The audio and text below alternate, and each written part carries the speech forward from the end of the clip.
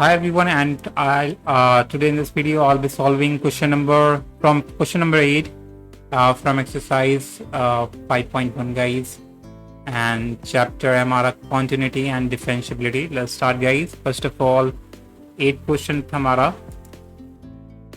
8 question है हमारा fx equal to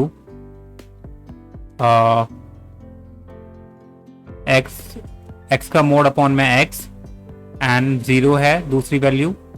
तो x का मोड अपॉन में x जब कब आता है, जब x नॉट इक्वल टू 0 होता है, और जब x इक्वल टू 0 होता है तो जो फंक्शन होगा वो भी 0 होगा. तो इस केस में बताना है कि किस पॉइंट के लिए ये जो फंक्शन है डिसकॉन्टिन्यूस होगा. तो कैसे करेंगे? तो देखो यहाँ हमारा x के लिए तो 0 है, अगर x 0 है तो फंक्शन 0 है. तो अगर हम चेक करेंगे कि अगर x की वैल्यू लेस देन 0 होगी, x की लेस देन 0 होगी, तो मोड की वैल्यू क्या होगी? मोड x की वैल्यू क्या होगी? मोड x की वैल्यू माइनस x होगी, क्योंकि मोड x हमारी प्लस की x होती है और माइनस की x हो सकती है. दोनों में से कुछ भी हो सकती है, ठीक है.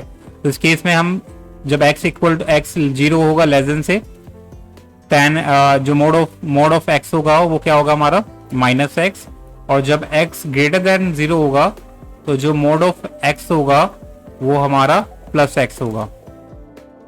अंडरस्टूड? तो इस हिसाब से हमारा जो फंक्शन होगा वो क्या बन जाएगा? जो फंक्शन है हमारा fx वो क्या बन जाएगा? सबसे पहले लेस देन x 0 से स्टार्ट करेंगे. तो जब x की वैल्यू लेस देन 0 होगी तो जो x मोड होगा अपॉन में x वो क्या हो जाएगा हमारा? माइनस x अपॉन में x, जो कि काटने पे आ जाएगा माइनस का 1. ठीक है. और वहीं जब 0 होगी x की वैल्यू तो फंक्शन भी 0 होगा, और जब x की वैल्यू ग्रेटर देन 0 होगी तो x मोड की जो वैल्यू होगी वो क्या होगी हमारी? x होगी, प्लस x होगी, और नीचे भी प्लस x है, काटने पे आ जाएगा हमारा 1. तो यानी कि जब x की वैल्यू ग्रेटर देन 0 है तो 1 है, लेस देन 0 है तो माइनस 1 है, और जब इक्वल टू 0 है तो 0 है. तो इसके लिए हमें चेक करना है कि डिसकॉन्टिन्यूस किस वैल्यू के लिए होगा. तो सबसे पहले हम चेक करते हैं गाइस. तो सबसे पहले हम लेट करेंगे. Let c be a point on the real line. ठीक है. तो अगर हम सी को लेट कर लेते हैं कि रियल लाइन पे हमारा कोई सी वैल्यू पॉइंट है, ठीक है. तो इस सबसे पहले हम चेक करेंगे अगर सी लेस देन 0 होता है. ठीक है. तो अगर सी लेस देन 0 होता है तो हमारा जो एफ सी होगा वो क्या होगा? एफ सी निकालेंगे सबसे पहले. एफ सी क्या होगा? -1 है. लेस देन 0 के लिए हमारा क्या है? -1 है. और अगर उसके बाद हम निकालेंगे लिमिट. ठीक है. केस 1 है हमारा ये. पहले निकालेंगे हम केस 1 में जब हमारा बेसिकली इसके लिए निकालेंगे. हम पहले चेक करेंगे लिमिट, इसके लिए चेक करेंगे कि कॉन्टिन्यूस है या नहीं है, फिर इसके लिए चेक करेंगे, फिर इसके लिए चेक करेंगे. ठीक है. तो सबसे पहले हम चेक करें लेस देन 0 के लिए. तो लेस देन 0 के लिए सबसे पहले हम निकालेंगे इसका एफ सी, उसके बाद इसकी लिमिट निकालेंगे. तो लिमिट निकालेंगे, limit x at c of f x, limit x at c -1. तो क्योंकि एफ एक्स हमारा इसके लिए क्या है? हमारा -1 ही है. तो -1 में तो माइनस का -1 ही रहेगा. अब अगर आप लिमिट अप्लाई करते हैं तो इसमें कोई चेंजेस नहीं आने वाले हैं. तो हम कह सकते हैं जो लिमिट है और फंक्शन एफ सी है वो सेम आ रहा है, क्योंकि जो लिमिट है हमारी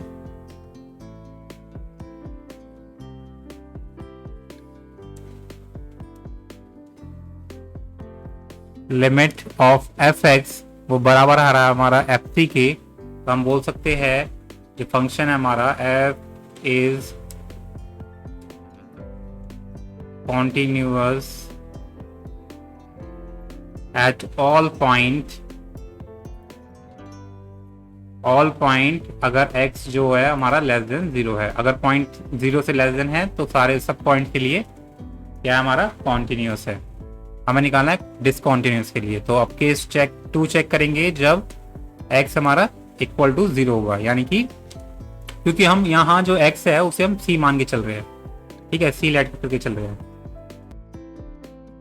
ठीक है। तो अब निकालेंगे हम इक्वल टू 0 के लिए। तो जो हमने ये c लेट किया है, बेसिकली लेट किया है क्योंकि हमें निकालना था, चेक कर रहा था कि जो x की वैल्यू 0 से लेस देन है उन सारे पॉइंट्स के लिए निकालना था, ठीक है। तो उसके लिए एक एक करके पॉइंट के लिए तो चेक करेंगे नहीं, ठीक है। 0 से जो लेस देन जितने भी पॉइंट्स है उनके लिए एक एक करके चेक तो करेंगे नहीं। तो हमने क्या करा कि एक c पॉइंट मान लिया जो कि लेट कर लिया कि वो 0 से लेस देन है, ठीक है। तो हमने c के लिए, यानी कि अगर c लेस देन 0 है तो उसके लिए हमें चेक करना होगा कि वो कॉन्टिन्यूस है या नहीं है। अगर कॉन्टिन्यूस है तो कोई बात नहीं, अगर कॉन्टिन्यूस नहीं है तो वो हमारा उस पॉइंट के लिए डिसकॉन्टिन्यूस होगा फंक्शन, ठीक है। तो अभी हमने चेक करा c लेस देन 0 के लिए, हमने चेक करेंगे केस 2 में होगा हमारा जब c बराबर होगा 0 के। तो जब c बराबर होगा 0 के तो उसके लिए हमारा क्या होगा, उसके लिए हम चेक करेंगे। इस केस में हमें निकालना होगा पहले लेफ्ट हैंड लिमिट, फिर राइट हैंड लिमिट निकालनी होगी। तो पहले निकालेंगे हम left hand limit. Left hand limit को कैसे डिनोट करते हैं, 0 माइनस लगा देना आपको, ये बेसिकली लेफ्ट हैंड लिमिट है। लेफ्ट हैंड लिमिट यानी कि ये हो गया इसका लेफ्ट हैंड लिमिट, ये हो गया इसका राइट हैंड लिमिट। अगर हमें आप लेफ्ट हैंड लिमिट निकालना है तो इसके लिए, इस फंक्शन के लिए निकालना होगा, और राइट हैंड लिमिट हमारा इस फंक्शन के लिए, क्योंकि ये 0 है, 0 के इधर वाला ये होगा हमारा लेफ्ट हैंड लिमिट के लिए, ये होगा हमारा राइट हैंड लिमिट के लिए, ठीक है। सो सबसे पहले हम निकालेंगे limit x at 0 minus of function fx। तो जो लिमिट होगी o 0 माइनस, तो इसके लिए हमारा फंक्शन कौन सा यूज होगा, ये वाला लेस देन 0 वाला, ठीक है। तो इस तरीके से आपको करना होगा, तो आ जाएगा हमारा माइनस, अप्लाई करेंगे लिमिट को तो माइनस आ जाएगा। ऐसे ही हम राइट हैंड लिमिट निकालेंगे ऑफ फंक्शन fx। तो क्या होगा हमारा प्लस का 1 है ना, तो क्या आ जाएगी वैल्यू, अप्लाई करेंगे तो सेम ही आ जाएगा, 1 ही आ जाएगा। तो आप देखेंगे जो लिमिट है वो इक्वल नहीं आ रही है। तो हमने क्या पाया, since the left and the right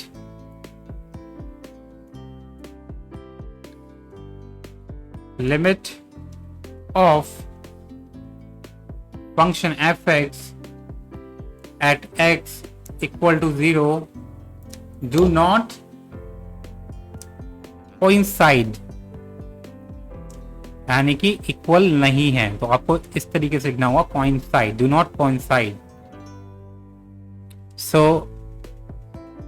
अगर इक्वल नहीं है, कॉन्साइड नहीं है, then what can we say that, we can say that कि जो फंक्शन है इज नॉट कॉन्टिन्यूस। तो हम बोलेंगे therefore f is discontinuous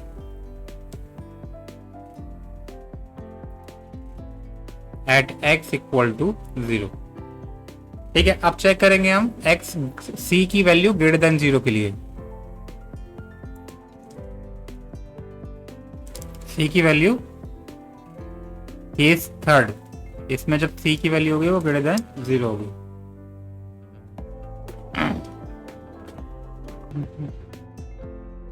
so if guys c is greater than 0, तो इस केस में हमारा क्या होगा, सबसे पहले fc निकालेंगे इस केस के लिए।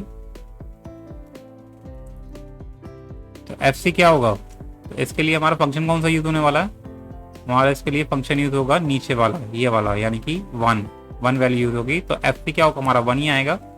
अगर हम c कोई भी वैल्यू पुट करते हैं इसमें c की, ठीक है, जो ग्रेटर देन 0 कोई भी वैल्यू पुट करेंगे तो फंक्शन क्या हमारा 1 ही आने वाला है। तो ये हो जाएगा हमारा 1। अब लिमिट निकालेंगे fx h c of function f x, जो लिमिट होगी, तो फंक्शन क्या है हमारा, 1 ही है, 1 वैल्यू है तो 1 ही आ जाएगा हमारा। तो आप देखेंगे कि हमारा एफ सी और जो लिमिट है वो सेम है। जो लिमिट है और जो एफ सी है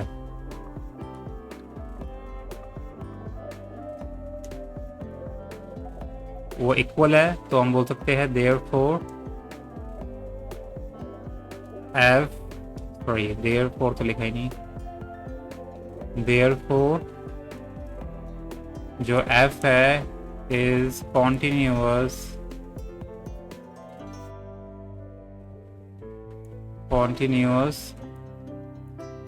at all points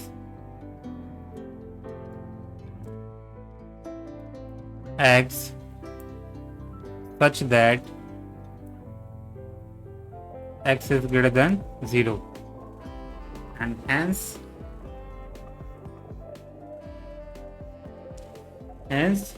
x equal to 0 is the only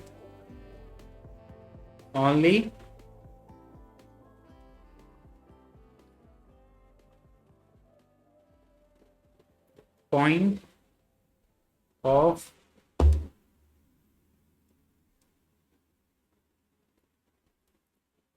discontinuity of function f. Fine, so this is how guys you going to solve this question. Let's move to the question number 9. तो 9 क्या कह रहा है, 9 हमारा है function, ये उल्टा कर दिया है बेसिकली, उसी तरीके से सॉल्व होगा ये भी पढ़ के, लेकिन ये उल्टा हो गया है। तो जो फंक्शन है हमारा 9 के लिए वो क्या गिवन है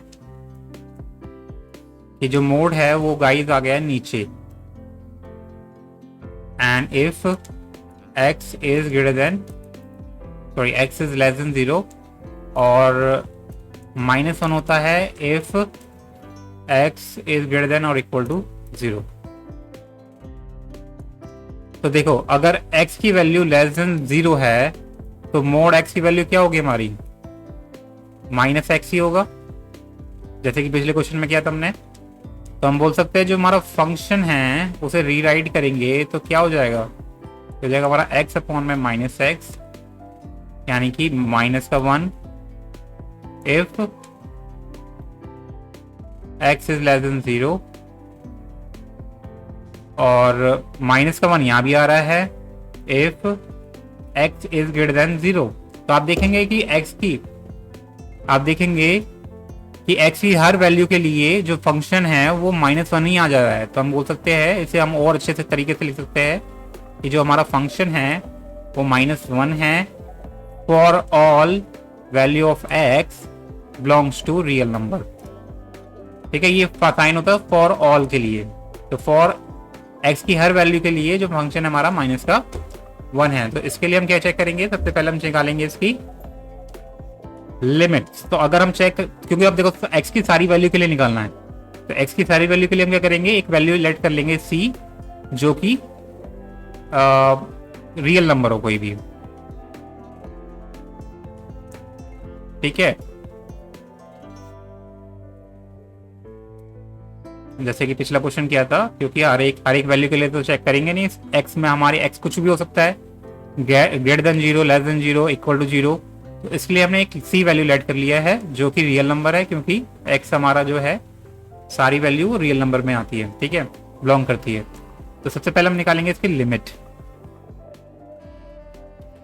x at c of f(x).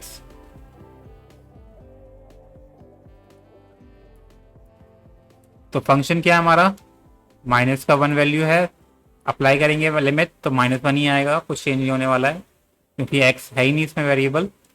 अब ऐसे हम निकालेंगे इसकी fc की वैल्यू। तो fc की वैल्यू भी हमारी -1 आने वाली है, और जो कि हमारी बराबर आ गई हमारे किसके, लिमिट के, लिमिट ऑफ f(x). तो हम बोल सकते हैं कि जो ये फंक्शन है हमारा, गिवन फंक्शन है,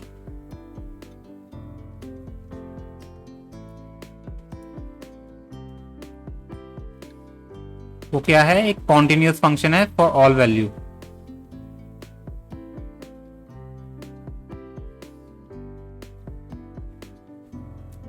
ठीक है, तो अगर कॉन्टिन्यूस है फॉर ऑल वैल्यू तो यानी कि इसमें डिसकॉन्टिन्यूस कोई फंक्शन, डिसकॉन्टिन्यूटी के लिए कोई भी पॉइंट नहीं है इसमें, तो हम बोल सकते हैं hence the given function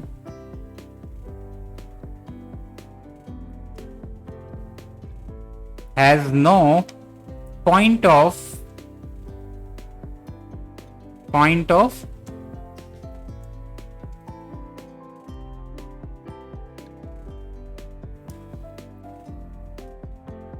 discontinuity।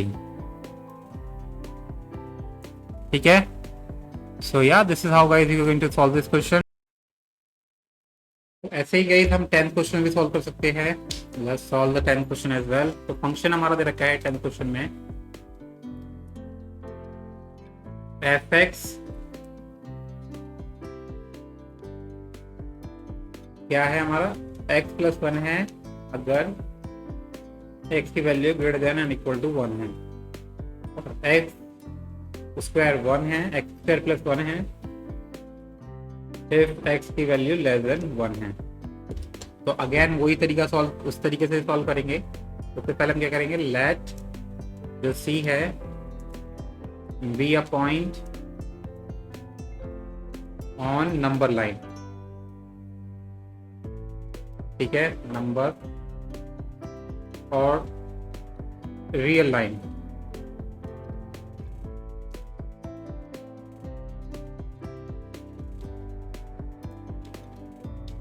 तो पहला केस क्या होगा, पहला केस हमारा होगा कि जब c की वैल्यू लेस देन 1 हो। तो c की वैल्यू लेस देन 1 के लिए हमारा क्या होगा, सबसे पहले हम निकालेंगे fc। तो इसके लिए हमारा fc क्या होगा, c स्क्वायर प्लस 1 हो जाएगा। ऐसे अब इसके निकालेंगे लिमिट।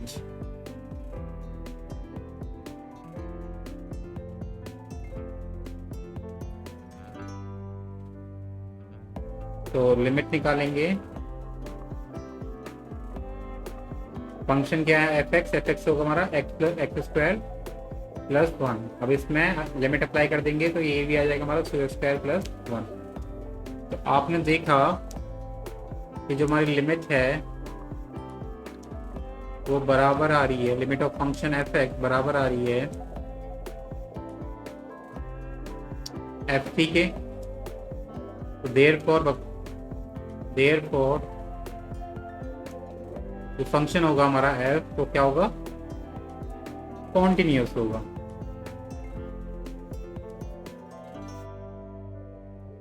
कॉन्टिन्यूस होगा at all point x such that x is less than 1। ऐसे निकालेंगे हम किसके लिए, केस 2 में। केस 2 में हम क्या रखेंगे, जब x की वैल्यू जो होगी वो बराबर 1 होगी। केस 2 में क्या होगा हमारा, जब x जो c की वैल्यू होगी वो हमारी बराबर 1 होगी। तो अगर if c is equal to 1 है तो fc क्या होगा हमारा, तो fc क्या होगा हमारा, fc हो जाएगा, क्योंकि हमारे इसके लिए फंक्शन यूज होगा ये वाला ऊपर वाला, क्योंकि x हमारा इक्वल टू 1 इस फंक्शन के लिए है, तो x प्लस 1 के लिए, तो यानी कि x प्लस 1 यानी कि c प्लस 1 आ जाएगा। और यहाँ हमारा जो c है वो c की वैल्यू 1 है, तो अगर हम यहाँ 1 पुट कर देते हैं तो बेसिकली क्या आएगा, ये हमारा 1 प्लस 1 हो जाएगा, यानी कि 2 आ जाएगा। अब निकालेंगे लिमिट, पहले लेफ्ट हैंड लिमिट निकालेंगे, क्योंकि अगर हमें लिमिट निकालना है तो दो तरीके से लिमिट निकलेगी, दो में लिमिट निकलेगी गाइस। पहले निकलेगी हमारी लेस देन 1 के लिए और ग्रेटर देन 1 के लिए। ठीक है, लिमिट। तो जब हम लिमिट निकालेंगे इसमें तो हमारी दो लिमिट बन रही है, एक लेस देन के लिए, राइट हैंड के लिए, सॉरी लेफ्ट हैंड के लिए, राइट हैंड लेफ्ट हैंड के लिए। तो लेफ्ट हैंड के लिए हम डिनोट करते हैं माइनस से, तो ये होगी left hand limit of function fx।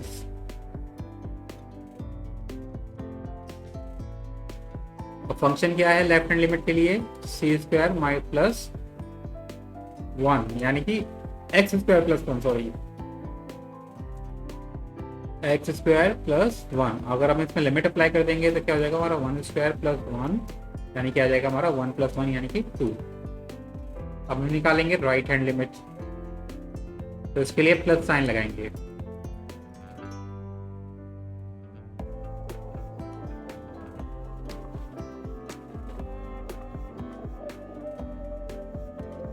हमारा क्या हो जाएगा, तो राइट हैंड लिमिट के लिए हमारा फंक्शन क्या यूज होगा जब x की वैल्यू ग्रेटर देन 1 हो, तो ये हो रही है हमारी x प्लस 1 फंक्शन के लिए, x प्लस 1।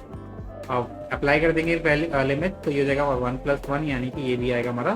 तो आप देखेंगे कि F P right hand limit left hand limit दोनों तीनों बराबर आ रही है, तो हम बोल सकते हैं देयरफॉर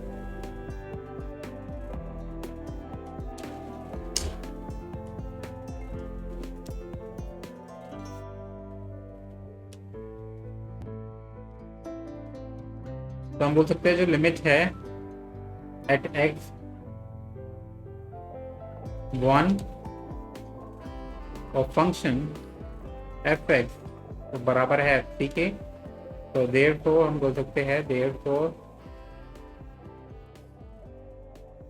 जो f है वो कॉन्टिन्यूअस है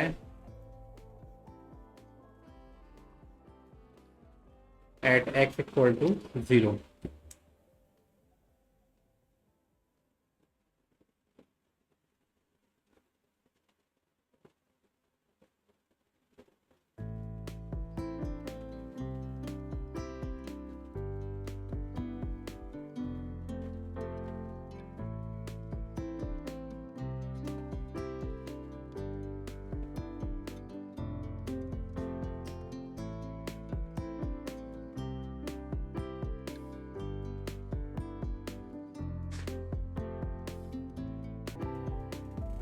तो अब निकालेंगे गाइस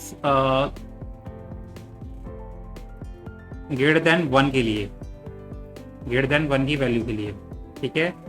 तो इसके लिए सबसे पहले हम निकालेंगे फंक्शन एफ सी। तो ग्रेटर देन 1 के लिए हमारा क्या था फंक्शन, ग्रेटर देन 1 के लिए हमारा फंक्शन है ये वाला, ये देखो ग्रेटर देन एक्स की जो वैल्यू ग्रेटर देन 1 के लिए फंक्शन हमारा x प्लस 1 है। तो x प्लस 1 पुट करेंगे, यहाँ x प्लस 1 रखेंगे, तो क्योंकि हमने यहाँ x की जगह c पुट करा है, तो यानी कि f से निकाल रहे हैं c, तो x को रिप्लेस कर देंगे c से, x को रिप्लेस कर देंगे c से। अगर x को रिप्लेस कर दिया c से तो ये बन गया हमारा c प्लस 1। पहले f से निकाल दिया, अब इसके लिमिट निकाल देंगे।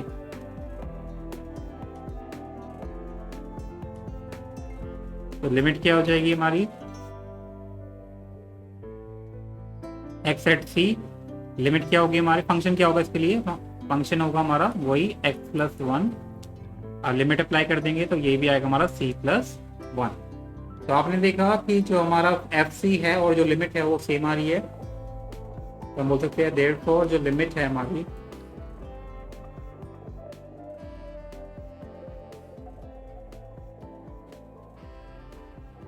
और जो एफ सी है वो इक्वल आ रहा है, तो देयरफॉर हम कह सकते हैं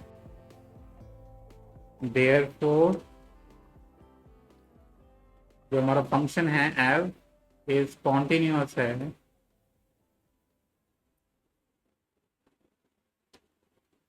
for all or at all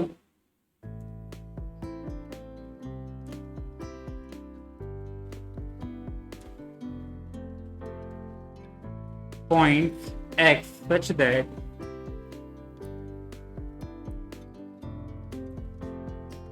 x is greater than 1।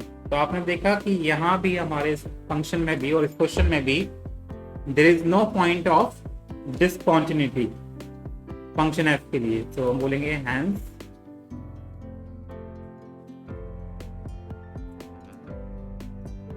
The given function